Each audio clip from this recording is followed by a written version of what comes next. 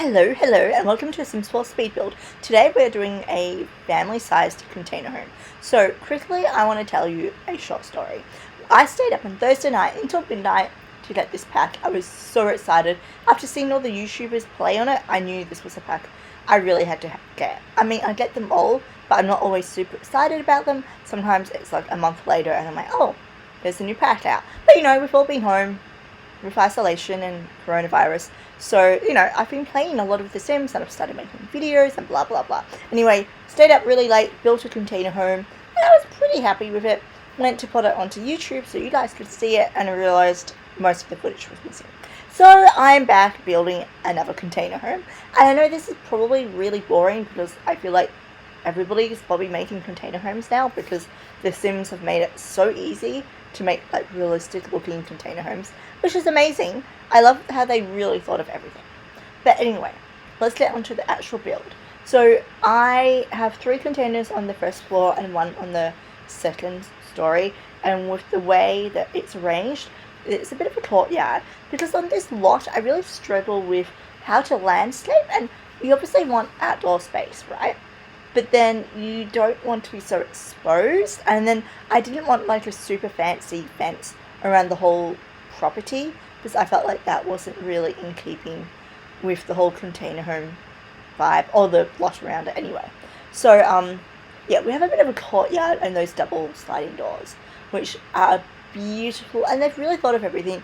You have different heights, different widths. It's great. The only downside is because this container home is so small, I didn't know where to put the dining room, I didn't know where to put the lounge room, and I didn't know where to put the kitchen. And then I put those massive doors in, which are awesome nonetheless. But, they kind of limit what you can put in front of them. Also, side note, see that dresser I've just made? Well, the 2 dressers and the dresser. See that TV unit I designed? I love that. I am so going to use that in so many different builds because I feel like it's really realistic looking. It's kind of IKEA-esque, and yeah, you'll see it in more builds. We also threw in one of the new fireplaces because I wanted this to feel really warm and cozy. There is a lot of wood in this. I feel like the pack really speaks to wood. So I didn't like match all the wood tones. So if that drives you crazy, I'm really sorry. But I kept to like kind of the black tones and then the more medium toned woods. I think it ends up feeling quite like warm. Also, I really loved that like bright red color, and it will be coming back. I was just play testing this bathroom because I thought it was a bit, tight, but it works, and you'll see my testing sim throughout the video. We always make sure that if I'm doing something a bit weird that, we test it. The kitchen, and sorry if that sounded really weird, I'm talking really fast, and I'm trying not to be tongue twisted. See, I've just cursed myself. I was going to say I'm trying to be really not tongue-tied because I've tried to record this audio a million times and apparently I can't get 2 sentences out without making a mistake. But anyway, with this kitchen, it's a bit weird because you walk in from the street right into the kitchen, but I felt like maybe it was the best place for it. I don't know. This like shelving unit I also designed with the new slats and the shelving from base game. I think it works so well, and I'm kind of going to give myself a pat on the back because I think, sometimes I'm in a rut and I don't come up with many cool ideas for The Sims 4 and building, but this idea I was pretty happy with. It does mean that we have to kind of bump the stove out a tiny bit, but I feel like that's kind of realistic because in real life you can't always buy a stove that fits into your kitchen perfectly. And for the visual aesthetic of it, I was totally willing to make that compromise. So I've been talking like 100 miles per hour because there was a lot happening and I had heaps to tell you. And now we're just going to be staring at this for ages because this does take me ages to do. Raising everything up, sizing everything down. I basically sized everything down. I felt like everything was just way too big. So hopefully it doesn't look ridiculously small to you guys. We also go into the debug mode and we grab some clutter. I wanted this build to look really lived in and a bit not messy, but not like a display home. So here we have this beautiful dining table from the new Eco Lifestyle pack. We have a rug and we have those nice new seats. And then we have a little bit of light in this room too. Another awesome idea I realized was you can raise pots onto the windowsill really easily, and I personally think it makes the windows look amazing. I'm going to be doing heaps in my builds as well. I mean, just warning, FYI. You'll be really sick of it soon. But yeah, I thought that was an awesome idea, and pretty realistic, and it kind of adds maybe privacy, and yeah, I didn't want to go too overboard with the whole window thing because in my head it's a container home, right? So you probably wouldn't want to break into the container home walls too much because then you'd be affecting the structural integrity. I don't know. That's also why you'll see I went for that really thick archway for the first container home, and then the entrance to like the dining room area does have the pillows. I mean, I guess maybe from a visual point of view it doesn't look the best, but I thought it was important to be like, hey, the container home's not just going to collapse onto itself.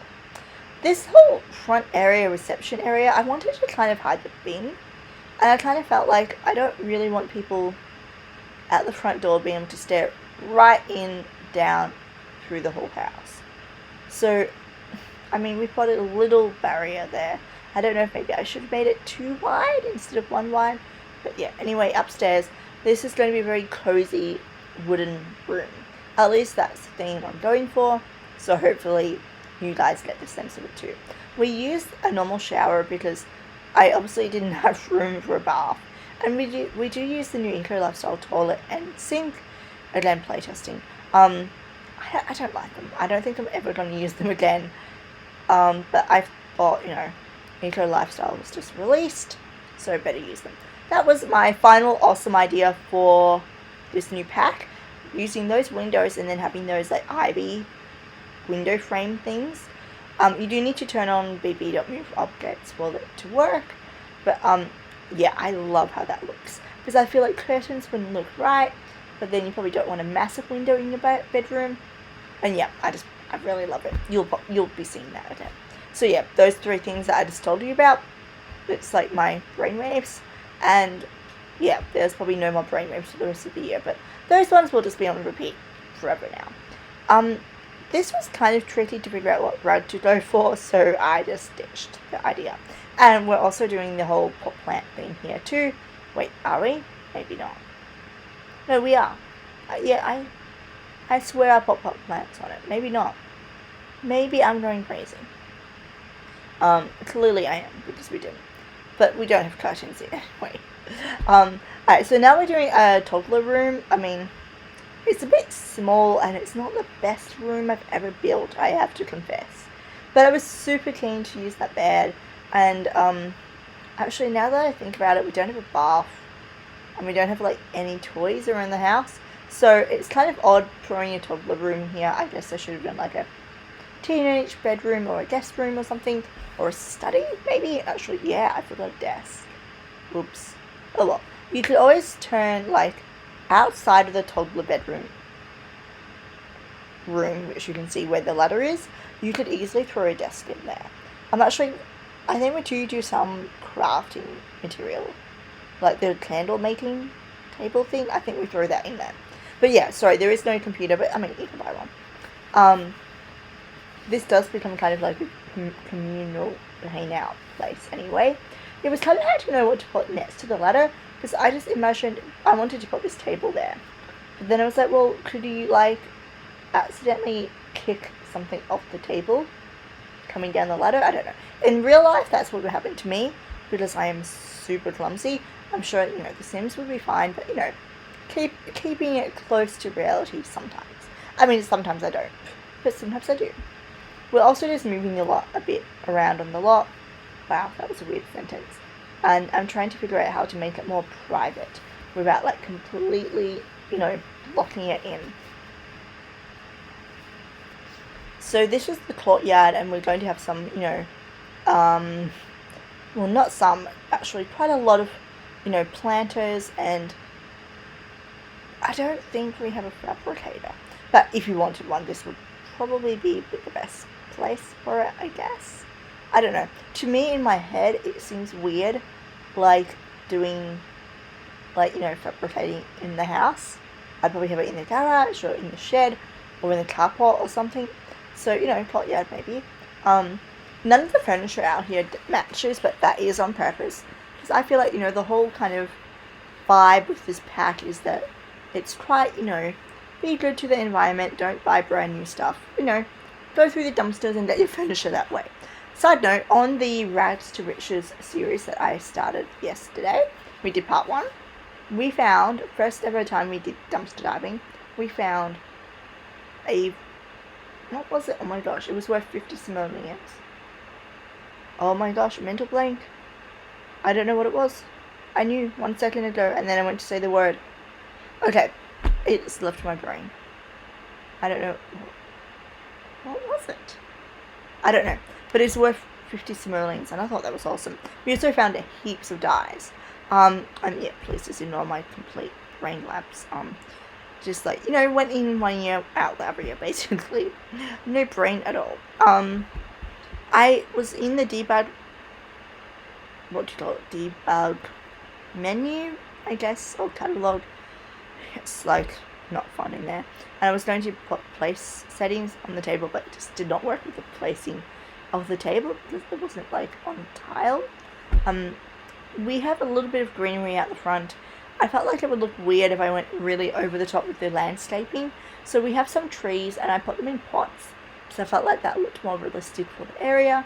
We have a bit of concrete at the front door and a mailbox. And then we do have a bit of a vegetable patch out the back as well. And I fenced it in, you'll see soon, with like half walls. Because even though I love the fences, like the fancy fences that you saw there, the really tall ones that are kind of, I don't know, not like oh my gosh, how do you even describe those? I don't know. The ones that you can see in the spring, I love those fences, but around like the whole property it looked crazy. We also do this cool idea with the bin and the boxes, which I thought was pretty cool and pretty realistic. Yeah. And here you can see we're finally starting to figure out the fencing for the backyard. We do have walls, and then it's not perfect privacy, but at least it kind of gives you a sense of, well, that's the line, like no one should come beyond that line. And you could easily replace it with a real fence. And if I was if I was making the house for a sim to live in, I would have used a normal fence. But I was kind of trying to stick to eco lifestyle only. Also, I loved in the debug mode, you could find these candles, and I thought they looked really cool on the dining table. A lot better than the flowers that we had there initially anyway. And yeah, we do go back inside soon. Oh, I forgot a bike. What a shame. Low battery. That's not the best.